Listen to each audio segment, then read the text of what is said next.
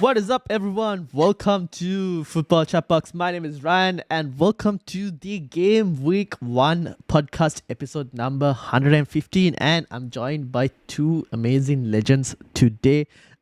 First of all, I've got Q from the local FPL Amateurs of Oz, their podcast will be out as well this week on Spotify and whatnot. And I've got Mr. Iron Man, Chaza Roberts, with his medal just won. How are you doing from the FPL Addicts pod as well? How are you lads doing? Yeah, good. Just got over the old bout of influenza. It's been such a great experience. I highly recommend it to anyone that hasn't experienced influenza B. It's great. Fair enough. Chaza? Two of my favourites, you both are. Good evening, and it's just great to finally catch up. Looking forward back to yet another season. It'll be a bit different, however, because I'm sort of on a different sphere of a planet, but I'm also intrigued in terms of how the build-up goes and the different narratives between the two various countries. But there's so much to discuss, isn't it? It's like a whole new wavelength.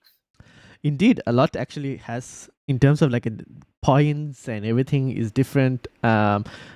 Pricing has actually been pretty decent, I think, from what they've done so far. I've seen both of your drafts, which we'll show later, and I put it as part of the title because Haaland versus Salah, because that's, spoiler alert, that's kind of where both of yours drafts are at. So I mean, we'll get straight into it. We'll start with the fixtures. And we'll start straight off with Liverpool because it's the Friday night deadline or Saturday early morning here for us Aussie legends who basically have to get up early morning to do it. But one thing I guess we should mention for everyone who's watching this or listening on the audio as well, make sure to set your teams well in advance because as we've seen today, people are out complaining, oh, the FPL website is not working. What's happened? Phil from IT he's on leave today, guys. So you just have to deal with it, But yeah, how have you guys, any mini rants about the FPL UI? Yeah, I think substitute Karen was in the office today and didn't know what she was doing. So it was I'm sitting there trying to send you the screenshot of my team and it keeps saying currently unavailable, and I'm like, oh well, I have to send it off to work. Fair enough. Chaz has already given his thoughts before. I just think leave FPL before FPL leaves you. The FPL's left the UI. All right, so set your teams in advance so that come deadline, you don't have a situation where the game just crashes and everyone's stuck with like, oh no, did I bring in Salah? Did I sell Haaland? Did I captain Salah? And all of that. But let's start with Liverpool. They're obviously the first kick off the Champions take on Bournemouth, who have lost a majority of their defense to various parties, either PSG or Real Madrid. Liverpool have also signed quite a lot of players at the moment. Isak at the moment doesn't seem like a move that's going to happen very soon. If anything, probably closer to the end of the transfer window.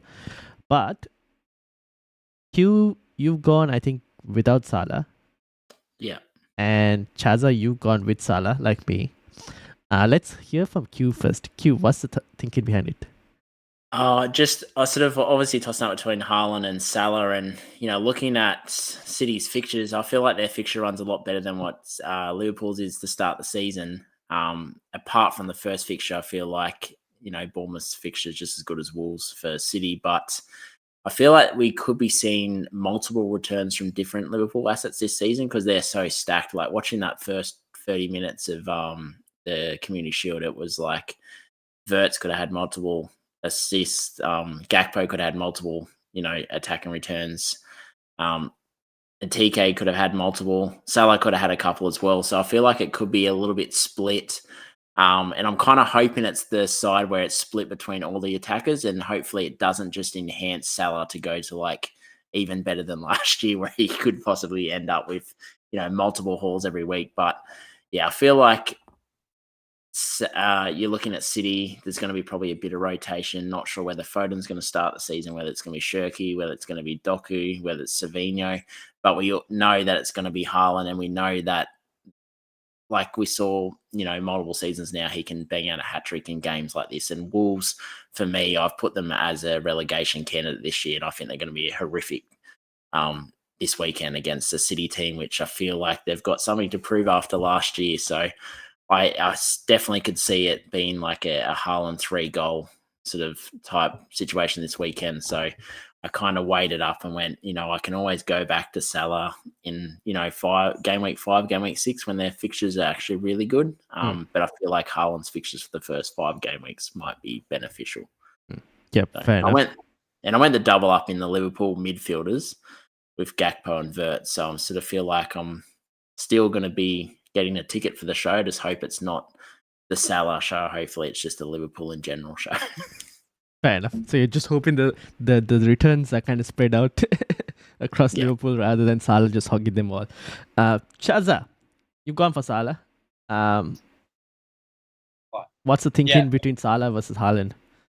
No, I think there's some really good points that Q raises in general, just talking about the debate. And Haaland does get off to a very fast start in every season. He's been part of the actual league in itself. First of all, Salah is incredible on the opening day fixture. It was at 9 goals and 7 assists in his 8 opening day fixtures, which is just an astonishing record, one of the best out there. I think when you're trying to, because Palmer has really good fixtures, he's got the same price as last season, which is fair enough too. To try and fit all 3 of them in, I just think is incredibly too difficult, and you've got to make a lot of compromises.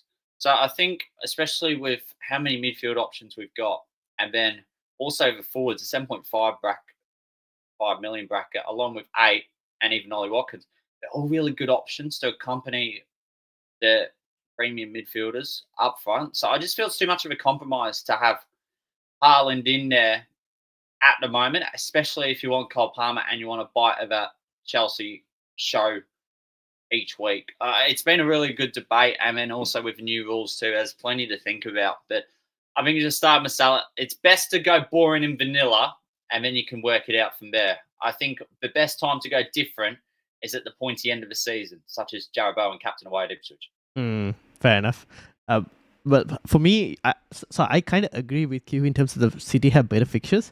The only problem that I have again is that, like Charlie mentioned, like Salah's opening record is pretty good, and I mean the guy just gives points. Now, obviously, Community Shield wasn't the best of performances, and I'm hoping like some people are kind of put off by that as well. With no Salah as well. The thing with City is, I look at City and I go, I don't know if they're going to have the same kind of poor performance hangover from last season, because even in the Club World Cup, they weren't really that amazing to certain extents, and kind of got knocked out as well against Al Hilal. So I'm just hoping that kind of uncertainty and maybe not as strong starts. Like I'm hoping that City don't get amazing, like they don't start amazingly. For example, now Haaland obviously can score, and he did score in the last game they played against Peterborough.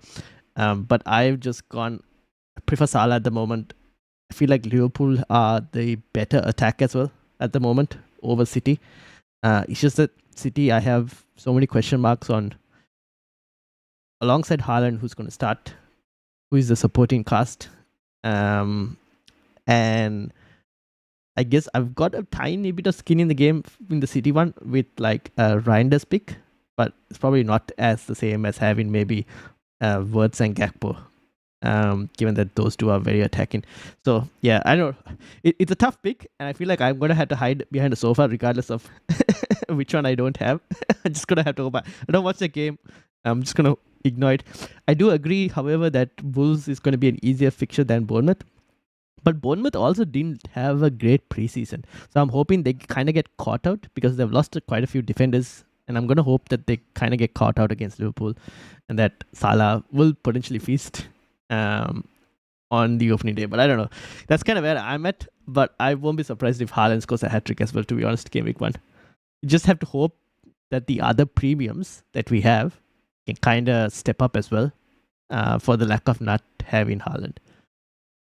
Yeah, it's a hard one. I think the price point this year with all the players, there's so many options. Like most years, what you might have 4 striking options to pick from that are genuine good options. But this year, I feel like there's about 10 to 11 strike options you could really pick, and the price points just make it too hard to do. I tried a Haaland and a Salah draft, and it just doesn't look great. And I feel like there's just so many better options at those sort of 7 to 8.5 price points in up top as well as in the midfield. So it's hard, and I feel like you're going to lose either way.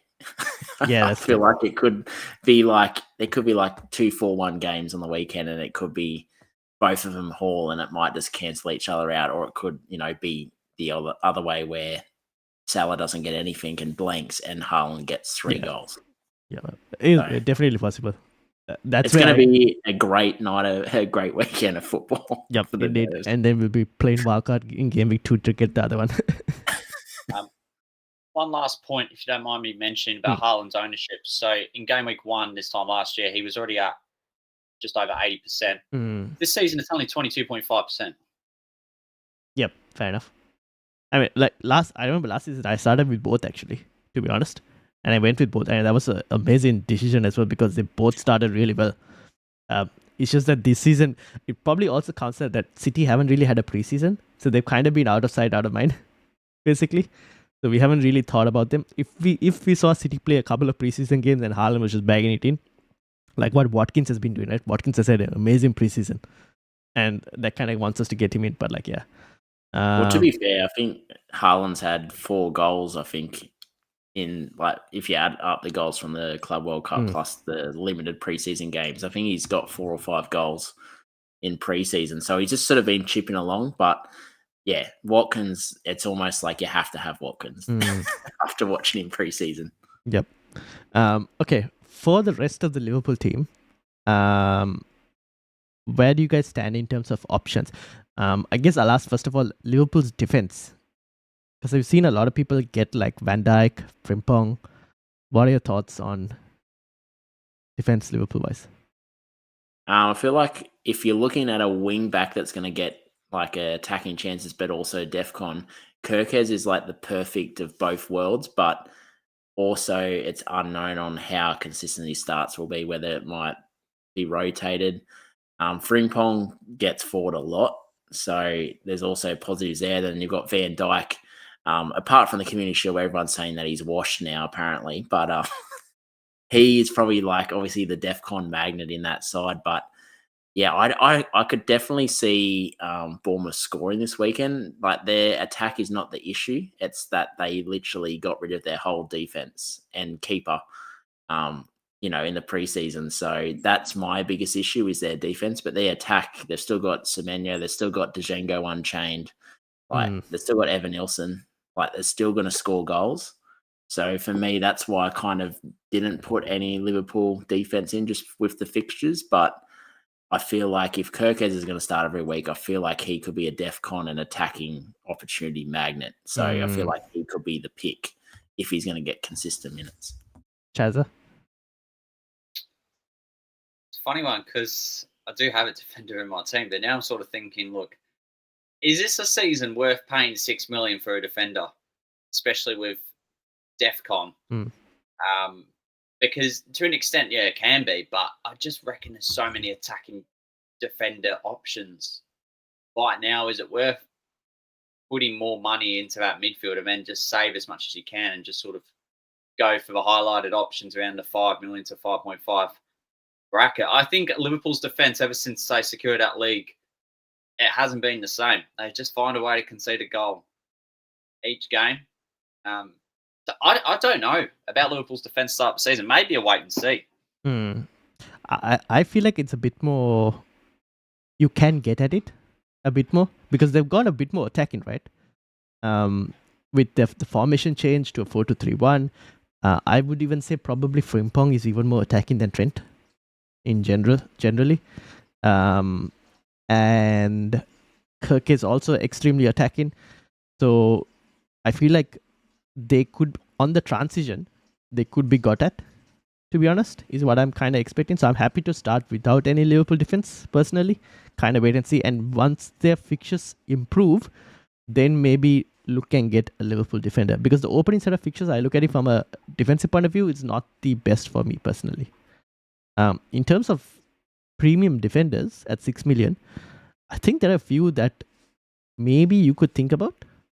And we'll get to like the likes of Chelsea and maybe even City potentially for some of those teams, where there are some players that could probably offer, because the fixtures are not too bad as well for those teams.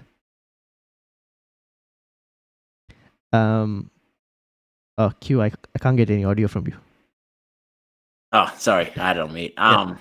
Yeah, I feel like previous seasons we had like the Trent Alexander-Arnold. When we had the peak Trippier, there were like really obvious premium picks, whereas this year they've upped the prices of a few of the defenders because of the DEFCON. So you've got Aiton Nori, who's 6 million. You've got Vardiella, 6 million. You've got all the Liverpool defense, 6 million. Arsenal defense is all 6 million. So I feel like Charlie said, there could be a bit of value looking at that 4.5 to 5 million mark. And one player that I really like, but not for the fixtures at the moment, is Dorgu from Man United. He's the definition of attacking fullbacks, pretty much almost playing like a left winger. So there's players like that, and Diouf from West Ham, who has shown that he doesn't want to defend, he just wants to attack. So there's so many options at the sort of lower price point this year compared to previous seasons where you had that lock it in premium defender. Fair enough. Bournemouth, on the other hand, are they a team that you are interested with having a player to start with, or do we just wait and see how they adapt? Because obviously Evan Nilsson in the front line is not too bad. Like, the opening fixture is not great. After that, the fixtures are pretty decent, to be honest. So people are kind of put off because of the opening fixture. You obviously have Petrovic in goal.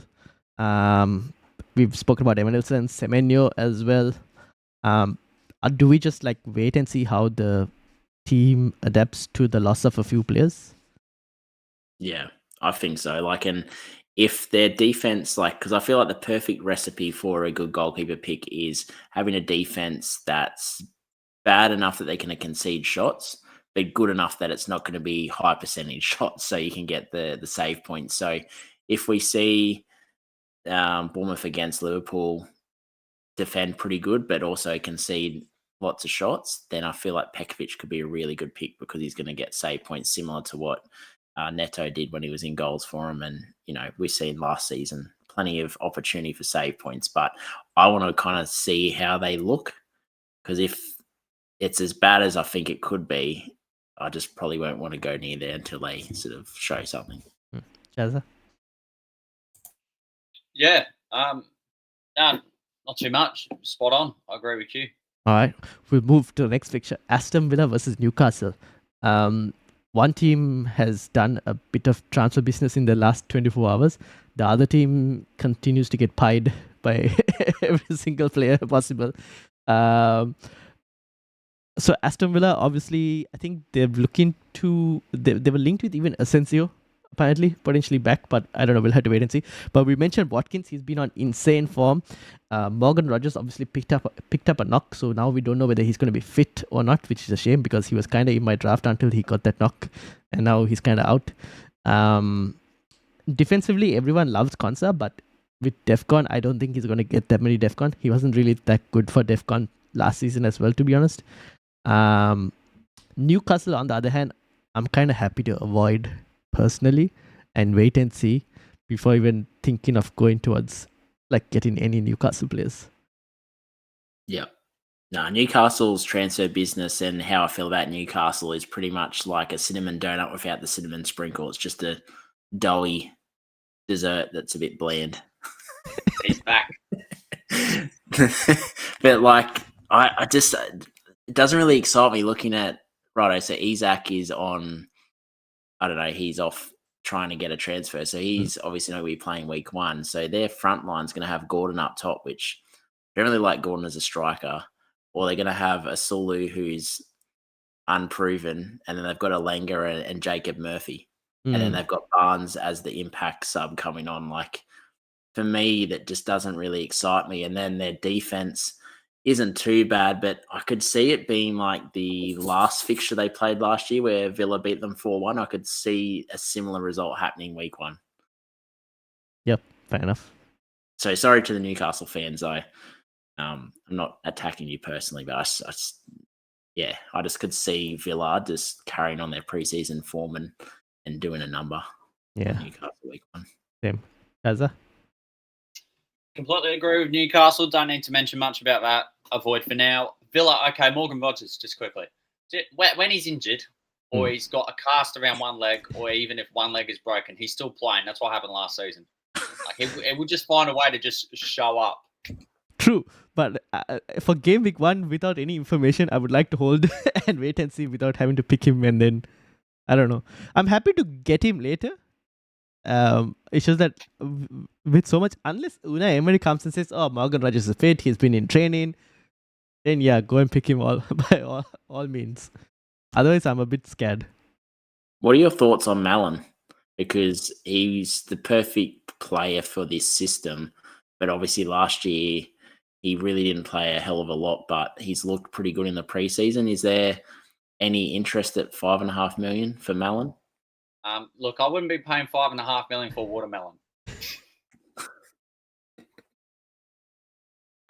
So I just have to put that in there. Wait and see. He had a good preseason, but then Villa went and signed like a new winger as well, right? Yeah. Don't ask me to pronounce his name, but yeah. Yeah, so that kind of has put me off. And also the fact that he can be like he can come off the bench for like a Watkins replacement as well. So I'm kind of now slightly put off by Malin for the moment. But then again, they did lose Rashford and Asensio, and Leon Bailey's one game away from being on the physio table. So true. That is very true. It's just that I don't know. If I knew his minutes were good, I would definitely go there. So I'm happy to kind of hold and wait and see like the first opening couple game weeks before kind of deciding whether to go there or not. Personally, because Aston Villa's fixtures, they go well for like quite a few game weeks, to be honest. So I'm happy to like watch the first 2 or 3 and then decide. Yeah. All right, moving on. Brighton versus Fulham. One team with million midfielders in their FPL lineup. Another team that has barely done any transfer business so far. However, they've got a 4.5 million gem from Fulham in Josh King. Initially, I thought, oh, this is the same Josh King that has played for Bournemouth, who's now playing for Fulham. But no, this guy is actually scoring goals. So he's doing pretty well. Harry Wilson has had an amazing preseason as well for Fulham. However, Fulham's fixtures, the opening set of fixtures, don't seem the best. Brighton, on the other hand, Minte, Rutter, Mitoma, all good picks. The Kruiper, Euro Fantasy legend, is basically in a lot of drafts I've seen. Q, talk to me. Yeah, I really like De Kuyper. He's looked really good the preseason, attacking, and we lost my favourite player from Brighton, old Purvis, a stupid end, but De Kuyper looks a like-for-like replacement, and I feel like they've given him the same role where he's able to get forward as much as he wants, which for FPL is great. And, his link-up play with Matoma, I feel like could be really good this season. So I like him as a pick. Ruta is probably one to watch because he could possibly snag the starting number 9 spot over Welbeck. So if he does get that spot, he's a midfielder, obviously playing up top there, which is the best thing about FPL is a player that is playing out of position. So he's probably one I'll be looking at as well. And then I like Verbruggen in goals, just because, like I said, the perfect recipe for goalkeeper points is a defense that's not really good, but good enough that they're going to give away low percentage shots, which I feel like is Brighton's backline to a T. Is they'll still get up shots, but I feel like they'll be compact enough that won't be sort of high percentage shots, so we can get those save points early on. Fair enough. Hazza, what do you think? Well, Brighton Fulham don't really have any players for this game. I turn it as a library game. Not that it will be quiet, but it's just more like you don't have to invest. You can just like wait and see, watch, take notes, and then just leave the room after the game and then have to think about it and who to invest in game week 2 onwards. So yeah, that's all I'm going to say. Yeah, fair enough. Is it time to talk about Thomas or Frank Engine? No. Oh yes, actually, we'll move on to that game since you started it. Go ahead. Spurs versus Burnley. Well, I'm not sure if he's got a tank on him, Thomas, but he could be the proper Frank Engine. I think the big talking point is Spurs midfield and the defence. I think because it's such a good fixture up against Burnley, who've just gone up. Burnley with a couple of budget enabling options should be a cracker, but a big game for Kudus. Do you agree? I mean, big game for Spurs in general. They're playing PSG as well today. So that's another massive game for them in the Super Cup. They've been hit by multiple injuries and are now linked to the likes of Eze as well. They're linked to Savinho as well from City, but City have kind of said we're not selling on the looks of it. Although we'll have to kind of wait and see. When you say big game for Kudus, now, where do you expect him? Like, is he going to be playing that number 10? Or if Eze comes in, if Savinho comes in, how do you see, like, in terms of the whole front line? Oh, me? Anyone? I feel like if Richarlison's fit, Richarlison probably starts up top because I think Solanke he's out. No, he went to the game for today's game, so he could potentially feature. Well, if Solanke's fit, Solanke starts up top, then I feel like it's Brendan Johnson on one side and then Kudus on the other side, and I think Sar's going to play the number 10 role until Polina's fit, and then it might be a bit of a reassess then. But I feel like Sar will be starting as the number 10 week 1, which I feel like is massive because his best attribute is attack, and we've seen him score those couple of goals in the preseason, and some of them have been absolutely worldy. So, and he does like to intercept a lot of balls and make a lot of passes, which is good for DEFCON as well. So, yeah, I feel like he's going to have the opportunity to sort of take that number 10 role until at least Kulusevski's fit and Polina's up to speed. Yeah, but it seems like Kulusevski is going to be out till like October, November from the looks of it. So yeah. Spurs defense, on the other hand, been a lot spoken about it. Van der Ven was quite a popular pick at the start, and even I had him as well. But then I watched Above Average and their pod, and they were a bit skeptical on Van der Ven's fitness, which I probably agree with, which could be an issue, to be honest. Pedro Porro is definitely the best Spurs defender out of the lot to pick from. But where do you guys, like, in terms of Spurs defense, are you kind of confident from Spurs defense, or do you think it could be a trap as well, potentially? I'm on Van der Ven at the moment. Like you, I feel like he's at his price point. He could be good, especially for DEFCON points. But I really want to try somehow get to Porro because I think Porro could really thrive in Frank's system because we saw Rico Henry, how good he looked under Frank. And he's a quarter of the player that Pedro Porro is. So if Pedro Porro is playing a similar role, I could definitely see like lots of points come his way. And I actually don't mind Vicario. Like what was it last year? When Ange had his starting back 4, back 5 with Vicario, I think they cleaned in 3 out of the 5 fixtures and they won 4 out of the 5 games. So under Frank, who's probably a bit more responsible defensively, I feel like Vicario and Pedro Porro and Van der Ven could be 3 decent picks. Chazza? Same with Q, mate. Yeah, Van der Ven at the moment. Porro looks like a more intriguing option. However, it's just wait and see to see how Spurs shape up. Sergio Romero, would anyone be considering him? Is he 5.0 as well? I think he's 5. Probably 5.0. That's where you go. I prefer, like, you spend either the extra 0.5 for Porro, or you save the extra 0.5 and get Van der Ven instead. Yeah. Jet Spence is mentioned by Plowby as well. Could be, but then I think minutes could be an issue after. I feel like Udogie was so solid last year. I'd feel bad if he lost his spot, but then he could be rotated week to week with Spence. Yeah, that's the thing. Okay, we'll wait and see. On the other hand, their opponents Burnley, Steve is a lot popular in terms of the 4 million option, and that's probably the only player I have from Burnley. Actually no, Dubravka is also there.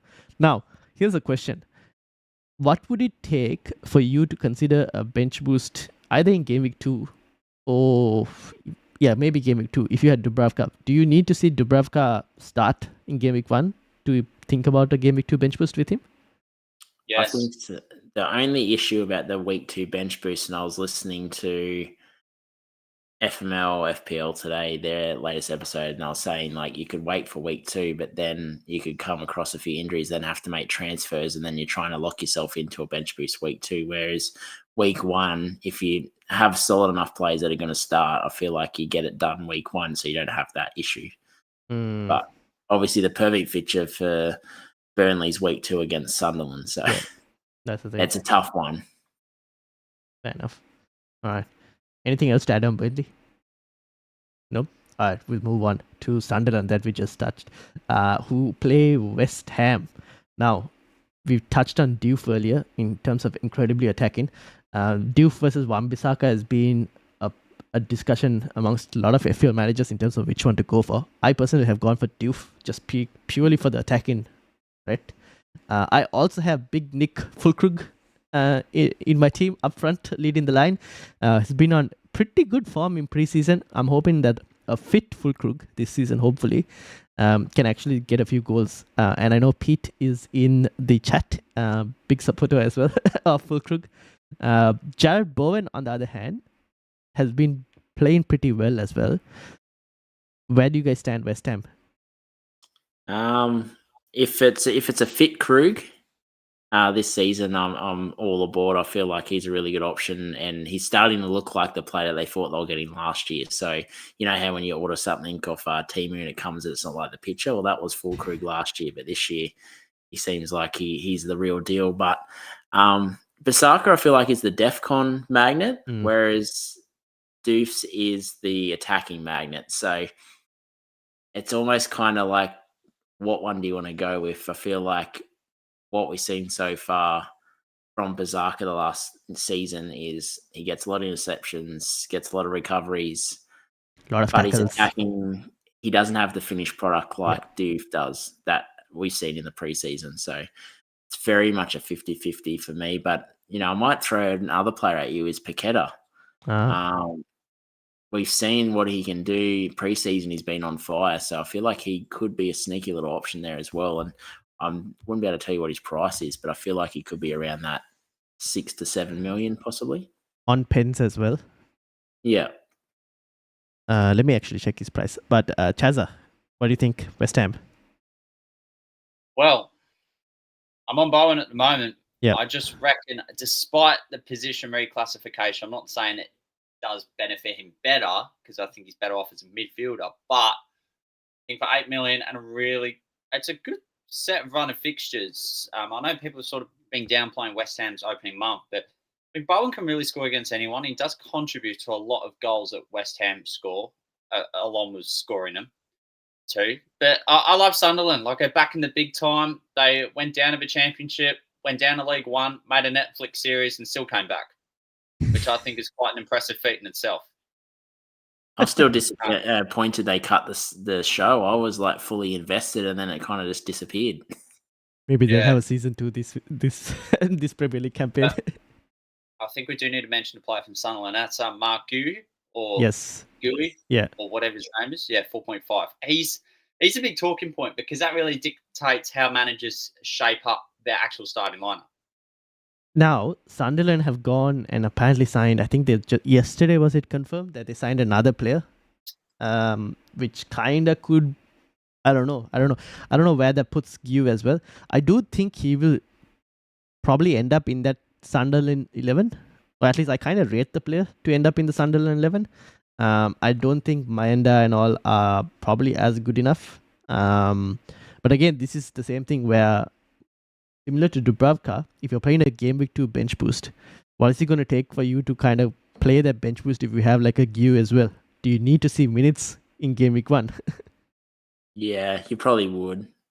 I feel like low-key, looking at their team on paper, they could possibly survive this year. Like if Adingra does what he was doing at Brighton, that's a really creative player to create a lot of chances for, I'm going to call him Mr. Goo.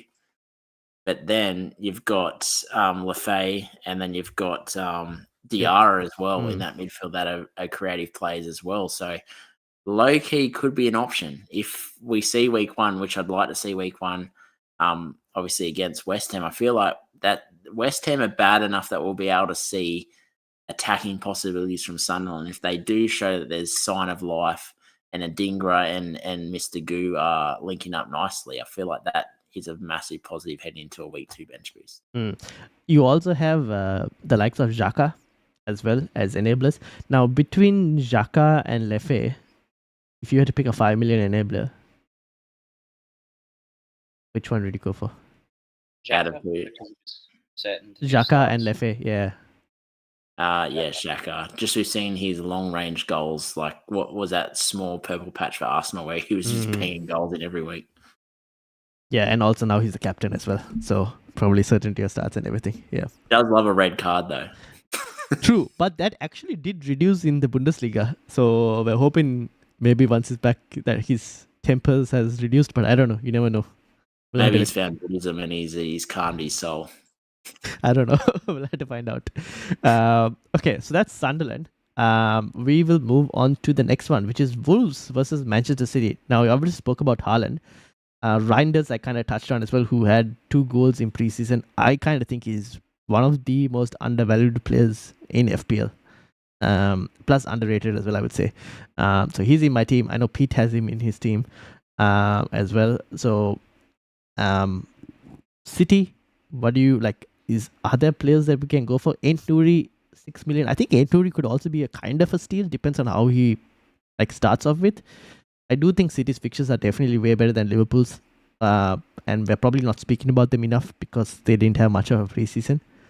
But there are options there. What do you guys think? Definitely. I think I'm just call him the reindeer. I think he reminds me of like Pete Gundogan. Like the positions he gets into the box. Like remember when Gundogan, the first stint that he had at City, where the ball would fly across the box and you're like, oh, it's going to go out for a throw-in or whatever. Next minute he just pops up in the box and hits it in the goal. Like he just seems to know where to be at the right time, makes the perfect runs into the box. And when you have players like Marmoush and Savinho who like put balls into the box, I feel like he could be definitely undervalued. He could be like what we saw from Rodri last year before the injury, where you'd be looking at the scoreline and they might win 5-0 and you see like Rodri's name pop up twice for a goal and an assist or something like that. So I feel like why Rodri's out, I actually really like the pick because, Rodri I don't think is due back for a little bit. So it's he's out for a couple of weeks. Yeah. So it's just more about, I guess, the makeup of City, what we're going to see. But I feel like Marmoush will probably start and Haaland's going to start. And then I feel like it's going to be Doku or Savinho. And then the reindeer with, maybe a Gonzalez or Bernardo Silva or something like that. But yeah, I feel like he could be a very much undervalued pick. Chazza, City options? Well, we did mention a lot of them earlier in the pod. So to recap, I'd like to see how City's defence shapes up for the coming season, especially with how Vardiol and Nouri, whether they both have secured starts in general.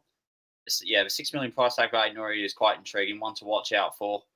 Haaland, I think, is a big topic, but it's just more either going to slot him straight in and going to captain him with confidence, or you're going to go down the other avenue, which could lead to possibly more opportunities. So, but maybe it might be just worth to get a budget ticket just to the City ride and just hope for the best. So I think Rudolph, the reindeer, whether it matter if he's got a red nose or not is another question, but just get a ticket of that and see what happens. Yep, fair enough. Wolves, on the other hand, similar to Bournemouth, tough game week 1, but after that it kind of improves a bit more. I do somewhat agree with you in Q in terms of what you said about Wolves potentially having like a relegation battle, and I kind of think that's kind of going to happen. But they do have a few players that are interesting and maybe ones to watch out for, like obviously Strand Larsen, I've seen in a few drafts already. John Arias is another one who could be an interesting pick at 5.5 in midfield. They do have a couple 4 million defensive options as well that have kind of now cooled down a bit more, because I think the other 4 million options are a bit more popular, like from the likes of Burnley and even Leeds, to be honest. What do you think, Wolves? Strand Larsen? Yes, no? Yeah, I like him. We saw last year that he doesn't need a whole lot of goal scoring opportunities to get on the score sheet, and someone's going to have to score goals for Wolves now that Cunha's not there. So it could be Strand Larsen's year in FPL, but I actually don't mind the look of Jose Sarr. He's gone back down to 4.5 now, and that's when he did his best work, when he come in to the league at 4.5. Wolves' defense isn't great, but it might be good enough to limit the high percentage shots. And Jose Sarr, we've seen what he can do when he I think what was multiple 10-point games 2 seasons ago, getting save points, BPS, when they did keep the clean sheet. So I feel like Jose Sarr could be a nice little pick there at 4.5 if they're going to at least be able to limit the opportunities from some of the sides that are going to be around them. Chazza, anything on Wolves? Strand Larsen, I think he's a solid enough option, but probably just not for this week and maybe in a couple of weeks' time. And that's all I want to say about the Houndy Wolves at the moment. All right, let's move on. Actually, they signed a wide defensive player called Wolf. So yes, they did. Quite on point. Wolf that plays for the Wolves. I think he plays like right wing back, if I'm not mistaken. But yeah, yes, they did. All right, but we'll monitor and see. I personally, I'm just kind of going to wait to monitor and see like who actually is an option, whether it's Strand Larsen or even Arias, to be honest, at 5.5. So we'll see how that goes. Meanwhile, let's go to Donald Trump's world champions, Chelsea, who play Crystal Palace. And Crystal Palace, on the other hand, could be losing the likes of Guehi, Eze, and even potentially Mateta as well before a ball is kicked in the Premier League. I don't know. We'll have to wait and see. But we'll start with Chelsea. They keep buying players. They might even be linked to Donnarumma today. You never know. So you just have to wait and see at this rate. They lost Colville to injury, but they do have multiple defenders. But obviously, Guehi looks like he's leaving to Liverpool, but I won't be surprised if Chelsea put a bid in for that as well. The Palmer is basically the talisman from that team. Joe Pedro, is he a trap waiting to happen, or is he the real deal? He's probably the only striker in FPL that can literally play 30 minutes or 60 minutes and score multiple goals. We've seen that last year for Brighton, where Welbeck would start and everyone's like, they got Pedro in, we're filthy. Then he comes on the field and scores a double. And, you know, he's going to have to share time with sexy legs Delap, but I feel like he has that potential to score on the bench regardless of, 30 minutes or 60 minutes. But as possibly a Pedro owner, I hope he stays on the field as long as Donald Trump stayed on the stage for this trophy ceremony. So... Chazza. Right. For this game, I think it's the most exciting game from game week 1 when it comes to FPL. Here's why. People are going down to Chelsea goalkeeper territory. Some are going Chelsea midfield investment. Some are going Chelsea forward investment. A few managers are going down Palace defence investment. Some are going Palace attack and Mateta. It's just so many different avenues and possibilities about this game in terms of where to invest for FPL. And I think that's what makes this game so exhilarating to kickstart the season. Because we got a lot. Like, I've seen Sarr in drafts. I've seen Mateta in drafts. I've seen Munoz, Guehi. No, not Guehi. Munoz, Richards, Lacroix in drafts from Crystal Palace. We've seen the likes of, obviously, you mentioned Sanchez, who could very well be replaced within the transfer window. I don't know. You never know with Chelsea, to be honest. But you also have... Yeah. I don't mind. I've got Cucurella, who, when I was watching the Chelsea highlights, I'm like, what is this man doing in the 6-yard box? And not his box, the opposite box as well. So I was just like, okay, I'm definitely keeping him in my draft, not changing him because of how attacking he is. You've got Palmer, Neto, Enzo. Those are also a few other Chelsea options. And then obviously Joe Pedro up front, who is probably the main man right now. So yeah, a lot of assets definitely from FPL perspective, a lot of players involved in this one.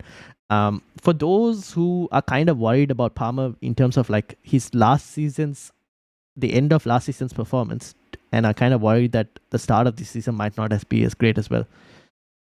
Do you guys like? Are you worried about that, or are you just like Palmer is the talisman of Chelsea? Go and get him, kind of thing.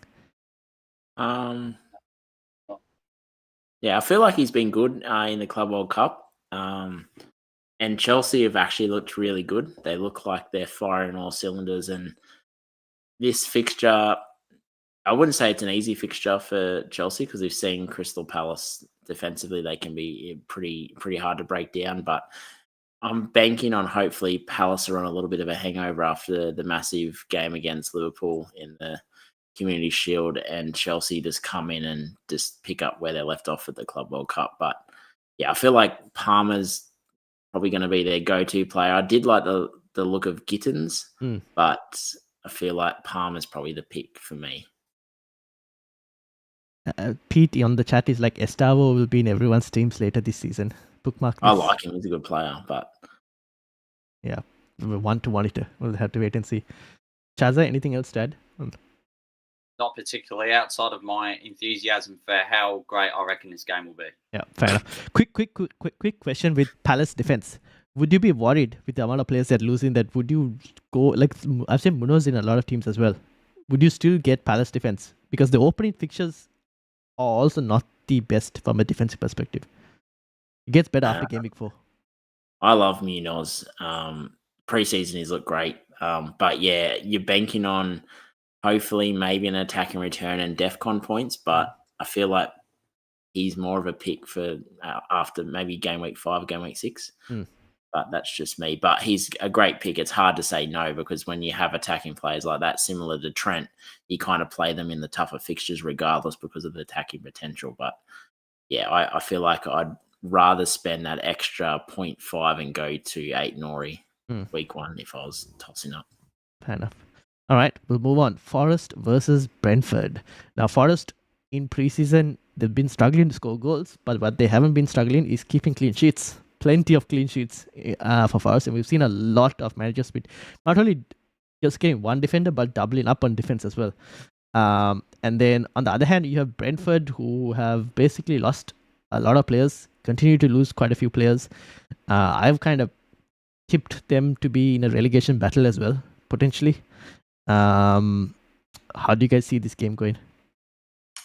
I don't think it's going to be an exciting game. I feel like I could see like a 1-0 Forest type win. And I think Brentford, I really like Thiago. I liked him last year. I think he's got off the mark in his first game, but then got injured for most of the season. And obviously Vissers might be leaving, possibly to Newcastle. I think they were looking at him as well. So I don't know. Nothing really inspires me to pick a Brentford player outside of Kelleher because we know that, he's going to get save points. But yeah, I feel like Brentford, I had them in a relegation battle as well with Wolves and the promoted teams. But I think Forest, you've got, Mahuda Wood up top. And people that haven't tuned in our podcast are calling Mahuda Wood because it's the oldest tree in the world. So we've nicknamed him that, but yeah, I feel like they should probably do enough week 1, but their preseason games have been uninspiring as well for attacking players. Yep, fair enough. Chaza? Actually, before you go, Combe has a poem for you. Basically, it's gone, is this the season to own Murillo? Every night I've been hugging my pillow, dreaming dreams from my man Murillo. Those sweet DC points await for me. Sha-la-la-la-la. Jeez, that's a cracker. Wow. Good stuff from Colm. I feel very inspired. You want to start a segment on the Addict podcast? That's Forest Brentford. So I don't see much happening. Maybe the Kiwi Lewandowski, big towering header of his main goal. Same with Quentin, 1-0. End of story. Let's talk about Sky Sports main game with Gary Neville and Jamie Carragher. Okay, fair enough. All right, Sky Sports main game. We got a representative from Arsenal and we got a representative from United. battle it out. And you? How I am? Yes, I'm also representative from United, but I'll try and be as neutral if I can, but probably not. How do we see this game going?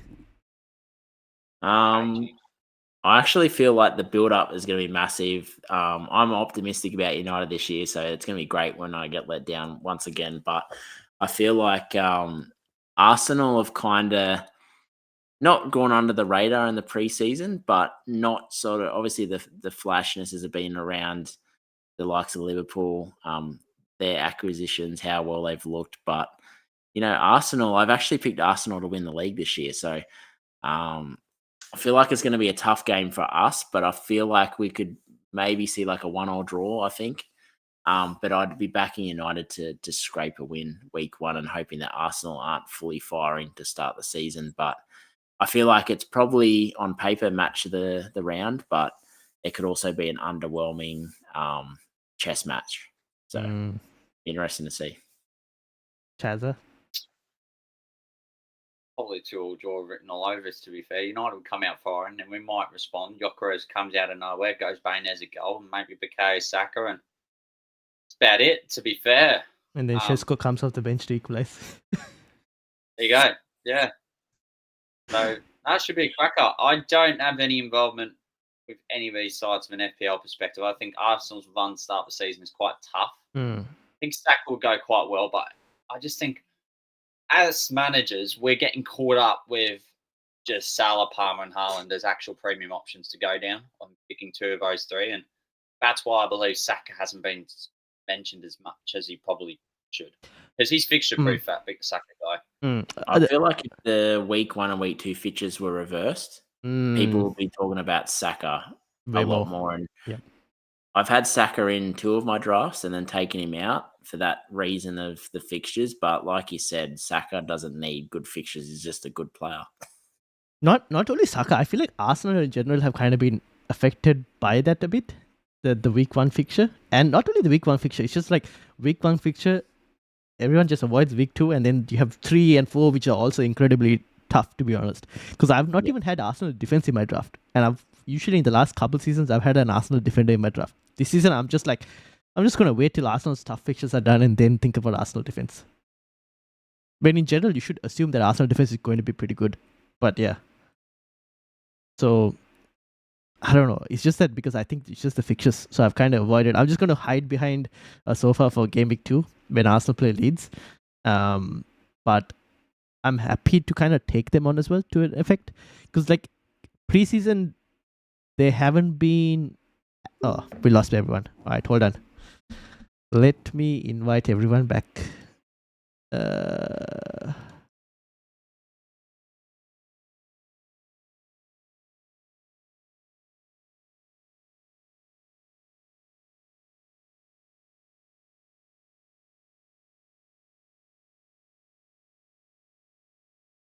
Alright, hold on everyone. This is what happens with Google Meets link.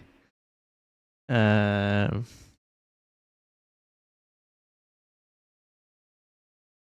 we go.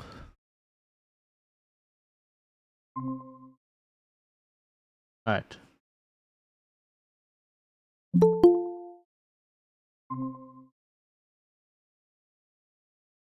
Hello, we're back. We're ready for Q. Yeah.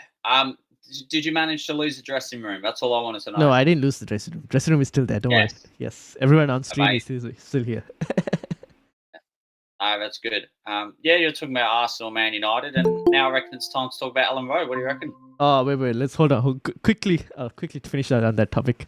So, like, yeah, Arsenal United. I just think the fixtures, because of the fixtures, I've kind of like slightly avoided. But Game Week 2 will be interesting. There's a potential for those who want to free hit as well to get some Arsenal assets in Game Week 2 and kind of avoid. Quick question, Chaza, Gyökeres, between him and Kai Havertz, how do you see that going? Do you think Kai will play starting 11 as well, or is it like a off the bench for Kai? It might be an off the bench to start off with. I reckon Gyökeres gets a nod. It's very interesting to see the popularity for Gyökeres, despite the same ownership for Aston Villa's Ollie Watkins. The reason why is because I think managers are cautious for backing proven players to start the season, which is why they don't want to go down the Gyökeres route, and they've seen Watkins form, so that kind of overtakes it. Or if you're going Haaland and you want one of Salah and Palmer, are you going to have a 9 million forward next to Haaland? Probably not, or else you lose the balance and structure of your own team. So, plus the fixtures aren't amazing, but it's a good wait and see. Like, he's come in, I expect him to come fit and firing. All right, let's move on to the final fixture: Leeds versus Everton. Obviously, Leeds back within the. I think there is still a notion of Leeds under Bielsa, and people might be approaching it like that. I don't think it's going to be the same Leeds like that this time around. I won't be surprised if Leeds actually get a shock result here against Everton as well, to be honest. Yeah, and we saw the breaking news this morning that Jack Grealish is signed for Everton. So adds some more intrigue to the Everton side, which obviously is it. Who's their player that's playing out of position up top in the preseason friendlies that plays midfield? Ndai. Yeah, Ndai. Yeah. Yep. So and Barry. Yeah, the most Barry. Australian name playing up top there. I don't think he's from Australia, but it sounds like he should be. How do you see Everton? Because I've seen Enda in a lot of teams. Me personally, I'm a bit conflicted with Everton. I look at Everton and I don't see them as a high goal scoring team. So I haven't really picked Enda because of that. Well, Drewsbury Hall is quite creative as well. So I feel like I had him in my I had Enda in my team to start preseason, but the more I spoke to Simon on our podcast last night, he's like, why does everyone think Everton are going to magically start scoring lots of goals? Yeah, that's actually a good point. Yeah. But now, looking at Grealish signing, then they've got Drewsbury Hall, who was really good when he got game time. That might change this year, but it's more probably a wait and watch to see how Everton do look attacking wise this year before probably jumping on. Chaza? Yeah, well, it's an element in die match. I mean, considering the amount of pre-season hype for that guy, but it's great to have Leeds back in the big time. And I agree with Q, wait and see on Leeds. For Everton, you probably don't want to invest in the back because they like to start the season. They like to ease their way in. It's like a manual car about to get going from the car park. Like, you've got to have to generate the reverse, then the gear 1. Then once they get up to gear 4, about game week 20, that's when Everton do their best to fire all cylinders. So, yeah, it's a good way to wrap up the weekend, I reckon. Yep, fair enough. All right, captaincy. Is it basically if you have Salah, you captain Salah. If you have Haaland, you captain Haaland? Is it as simple as that? And then Watkins as a Maverick pick. Interesting. Any other Maverick picks? Palmer, maybe? No, I feel like I'd go Watkins against the cinnamon donut Newcastle. Yep. All right. Fair. Well, actually, Cole Palmer could be a shout against Palace. Especially if they lose some of the players before the game starts as well, potentially. Yeah, Chelsea just buys Eze just so he can't play against them and then just sells them the next week. Just wouldn't captain João Pedro because I think it was game week 38 last season. He didn't even make a match day squad. Same with game week 4. So just keep an eye out on that, just for mysterious reasons. Yeah, okay. Yeah, and he's competing against sexy legs Delap. So yeah. So it's Salah or Haaland, and then Watkins. If, for example, people didn't have Salah but want to go a Liverpool player, is it worth, or you just go for Haaland if you have him, basically, if you don't have Salah? Open. Maybe Wirtz could be. Okay, we'll see what everyone goes with at the end of it. But yeah, all right. So that's captaincy. Let's get into your drafts. Chaza, this is your draft. I'll read it out for those listening on the audio. Shout out to FPL Point Break if he's listening by now. So Cells in goal: Van de Ven, Van Dijk, Munoz, Iliman Ndiaye, Salah, Palmer, Reinders, Joe Pedro, Bowen, and Watkins as your front three. So you got a 3-4-3. On the bench, you got Dubravka, Drewsbury Hall, Diouf, and Steve from Burnley. Yeah. The E Steve, not actually Steve. It's like the esports Steve. Yeah. Yep, indeed. I like it because it's 3-4-3, no nonsense. But there is good debate to go for quite a flexible formation this season, like even 4 at the back, not quite 5 at the back, 2021 style with Trent and Cancelo to start the season. But I think it's a good enough team. I think it's important to go with proven players to start the season. Maybe add 1 or 2 risk players such as Reindeer and who else? Maybe Youth, and just see how the others go. But I haven't thought much about pre-season. I haven't watched much, if I'm going to be honest. But I'm just going, we're just going to roll with it, have some fun, follow the DEFCON roller coaster ride. That's all I want to say. Fair enough. Q, anything to add on this team? No, love it. Got Rudolph in there, Joel Pedro, NDI. Yeah, I like it actually. It's a, and I like sells and goals too. I feel like clean sheets and possibly a couple of matches he might get save points as well. So I like it. Yeah, fair enough. I'm still skeptical on like Everton in general in terms of the attack.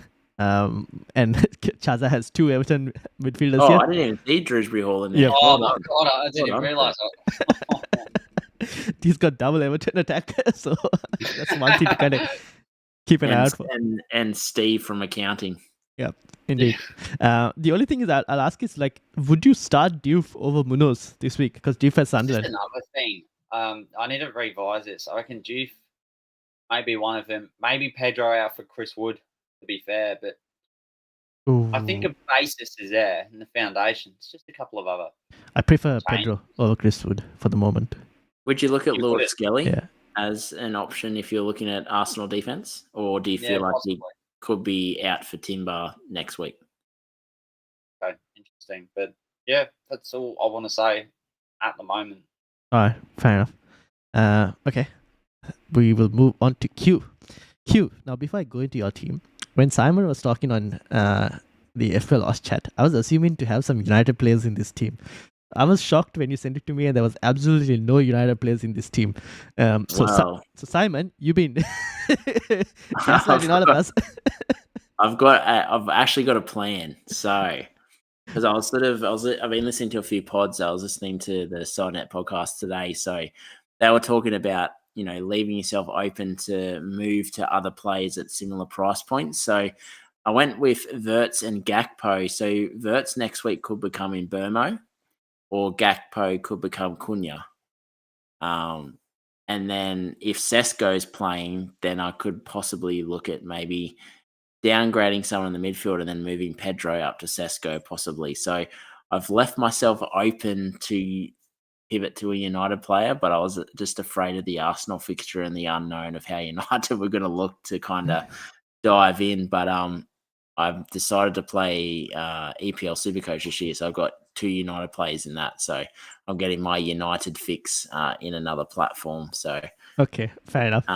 It curbs my sensible FPL playing to, making sure I don't overdo it.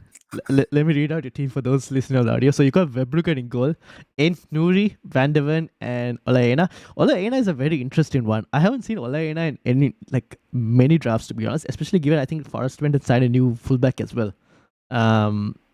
So that's a new one. Palmer, Pape Mada Sa. Now, I'll get to Sa back later, but then you got Palmer, Sa, Gakpo, Wirtz, Haaland, Watkins, and Joe Pedro. Frontline is amazing, to be honest.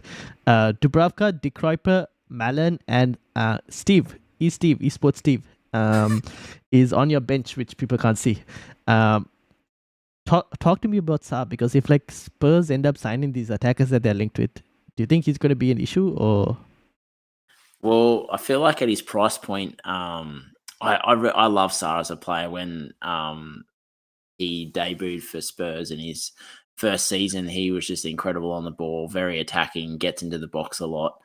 And with the injury to Maddison, I feel like he's going to get the first shot of that number 10 role until obviously Palhinha is fit, because Palhinha can slot into that number 10 role as well, like we saw at Fulham when he was there. So I feel like to start the season at 5 million, I can pivot to Drewsbury Hall if he looks good, or pull money from somewhere and upgrade up to 6 million and get like a Paqueta or Elliot Anderson or someone like that. So I feel like at his price point, and Spurs have decent fixtures to start the season, I feel like he could be, I guess, an underrated player at that price.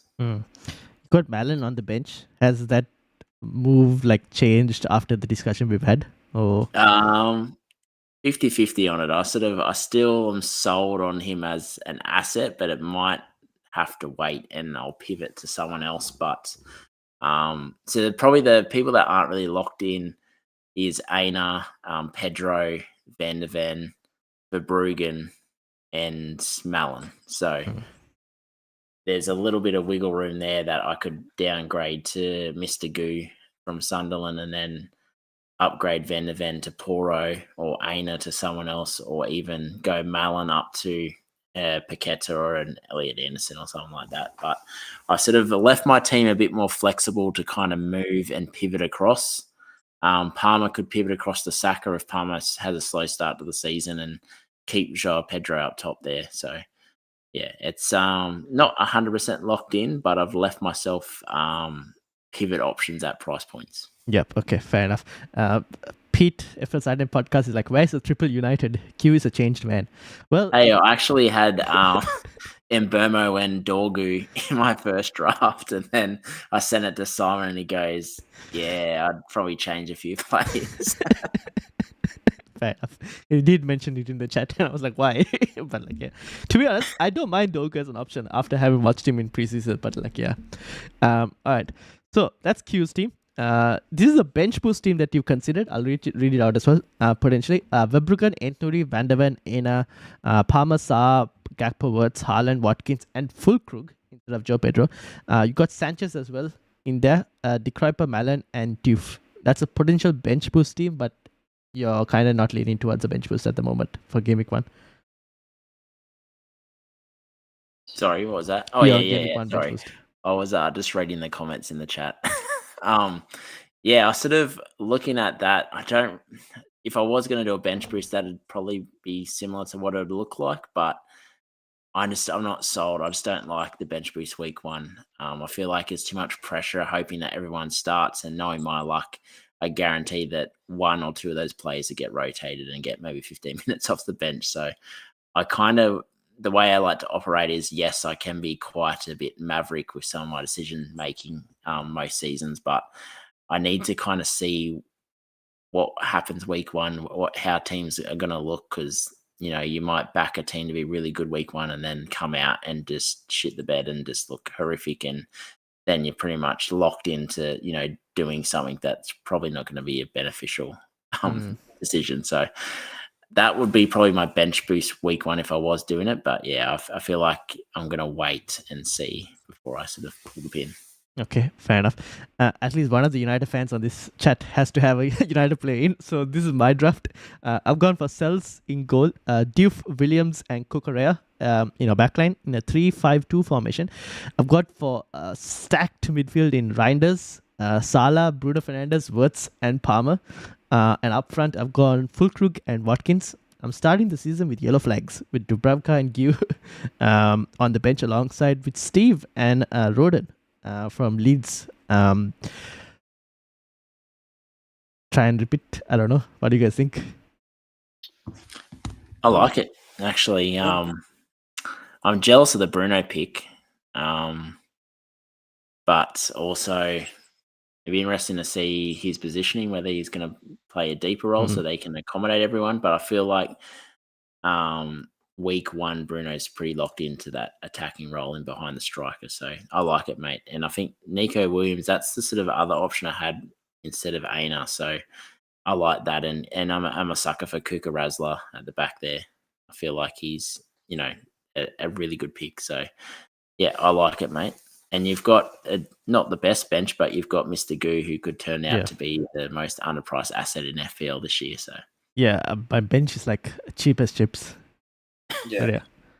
Chatbox, what I like is you've set up well down back to have Diouf as your third playing defender with a suited fixture, along with Neco Williams. And for double Forest defense, it's a bold move for a lot of managers for Forest who've got Conference League this year. And I don't. Oh, Forest and Europa League. So Europa League, I Yeah. apologise. Yeah, jeez. Yeah, I don't expect them to reach a peaks or be as efficient on the counter attack as I did this time last season. But it's a good enough fixture, especially Brentford, who have just about lost the dressing room. I like a full cook shout and Bruno Fernandes, and good enough bench. I mean, you know what? Life is more fun with flags. It creates more drama. It creates more theatre. That's what it's all about. This game, it's drama every week. That bench is just defensive contributions. That's it. Yeah, who hasn't had fun playing mini golf? More flags, the better. Fair enough. But like, yeah, that's kind of where my team is at the moment. All right, that's it. Thank you to Q and to Chaza. Do you guys have anything to plug?